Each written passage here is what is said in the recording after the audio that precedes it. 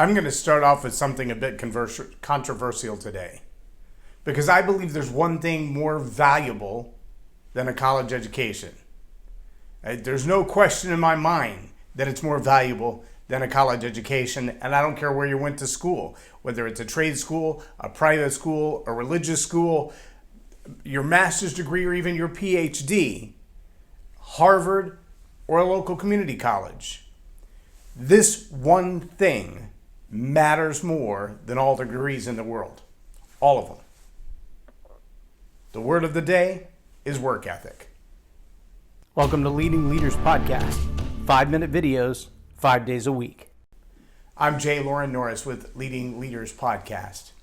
And I can tell you without a shadow of a doubt, people who have a strong work ethic as a core value, this anchor inside of them that says, no matter what, when I set my hands to a task, I'm going to give it everything that I have, and I'm not going to stop until I'm done. Some people would call that obsessive. But if what you're doing is getting done what you're supposed to be doing, that's called a work ethic.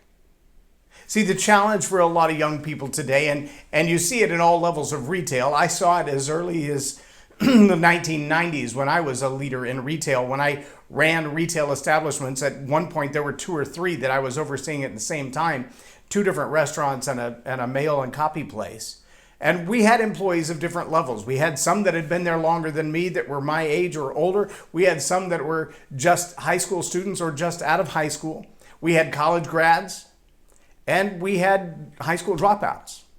And across the board, the ones who showed up to work on time, who did their work with diligence, who weren't hanging out in the corners, sitting over there having a drink and chilling with their friends when there was work to be done, the ones who were actually doing the work, those are the ones that continue to get raises, continue to have new opportunities, continue to get promoted to new positions of responsibility and position.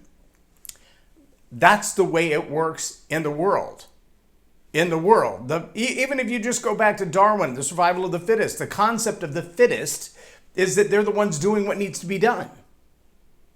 It's not just those who are physically fit. It's those who are emotionally, mentally, and socially fit. The ones who succeed in life are the ones who do what has to be done. That's called work ethic.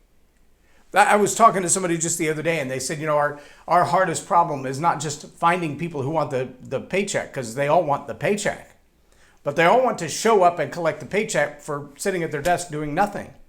I've got to get them in the door and then back out the door doing the work. His particular need was for salespeople. But he said, I get salespeople in here and they all want to know when's my first paycheck and how much will it be.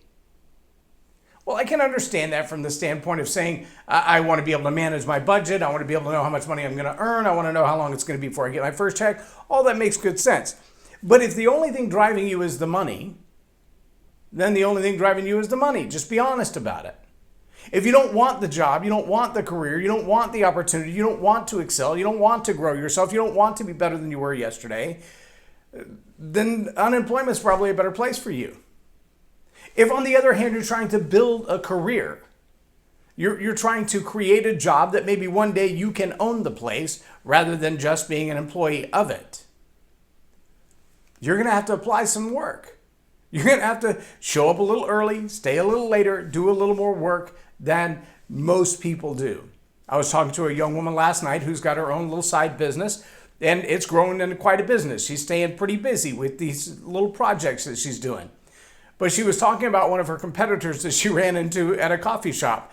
And the competitor told her, I had an order that came in the other day and I had to turn out 180 pieces in less than a week so that I could take the weekend off and go on vacation.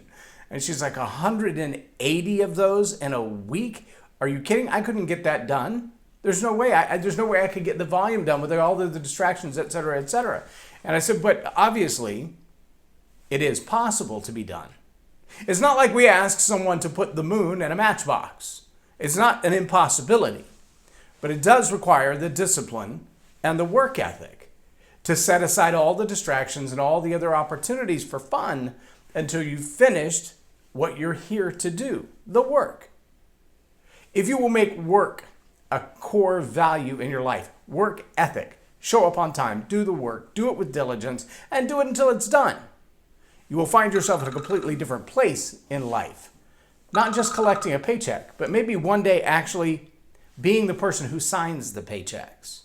How would you like not just to provide for your own family, but to create enough profit, creating a company, an opportunity to employ your friends and family who need a job? While you're noodling on that, ask yourself this question. If your friends or family owned a business, are you the kind of person they would want to employ? And then flip that the other way. If you owned a business, are the people you're hanging out with right now the kind of people you would want to employ? I'm J Loren Norris with Leading Leaders Podcast for Tell It Like It Is TV. Have a blessed day.